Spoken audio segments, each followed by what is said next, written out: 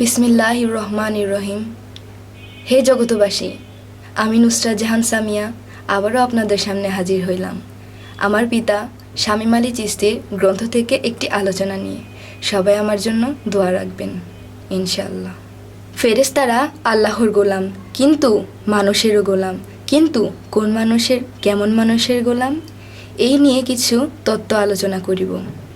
ফেরেশতারা আল্লাহর গোলাম এবং মানুষও আল্লাহর গোলাম, কিন্তু আবার যে বলা হইল ফেরেশতারা মানুষেরও গোলাম।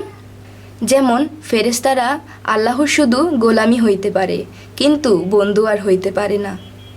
কিন্তু মানুষ গোলাম বা বান্দা থেকে বন্ধু হইতে পারে আল্লাহর কাছে। একজন ফেরেশতার সাথে আল্লাহ একাকারে বিলীন হয় না, কিন্তু একজন মানুষ বান্দা থেকে যখন বন্ধুতে পরিণত হয় তখন আল্লাহ তাআলা ওই বন্ধুর সাথে একাকারে বিলীন হইতে পারে এবং বন্ধুর হাত, পা, চোখ, নাক, কান, মন, বিবেক সব কিছুই আল্লাহর হইয়া যায়। তখন ওই বন্ধুর মুখে আল্লাহ কথা বলে। বন্ধুকে কেউ ভালোবাসলে আল্লাহ পায়, আবার আঘাত করিলেও আল্লাহ পায়, সেবা করিলেও আল্লাহ পায়, যত্ন করিলেও আল্লাহই পায়।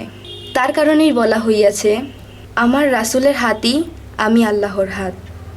তাহলে রাসূলের সর্বঙ্গটি কার? তাহলে রাসূল তো এখনও মরে নাই। বর্তমানে রাসূল এখন কোথায়? রাসূল যেখানে আল্লাহ আছে সেইখানে। রাসূলও আল্লাহর বন্ধু এবং অলিয়া উলিয়ারাও আল্লাহর বন্ধু। বন্ধুর ঘরে থেকে রাসূল আর রাসূলের সাথে মিশে আল্লাহ। অলিয়া উলিয়ারা যাহারাই আছে, এই ধরনের মানুষ যাহারাই, তাহারাই একমাত্র সেই মানুষ যাহাদের গোলামি ফেরেশতারাও করিয়া থাকে। বহু বহু গ্রন্থে বলা হইয়াছে যে সূর্য হইতেও মানুষ শ্রেষ্ঠ। আরও বলা হইয়াছে ফেরেশতা হইতেও মানুষ শ্রেষ্ঠ। কোনো গ্রন্থে এমন কথা বলা হয় নাই যে ফেরেশতার সৃষ্টি না হইলে কিছুই সৃষ্টি হইত না।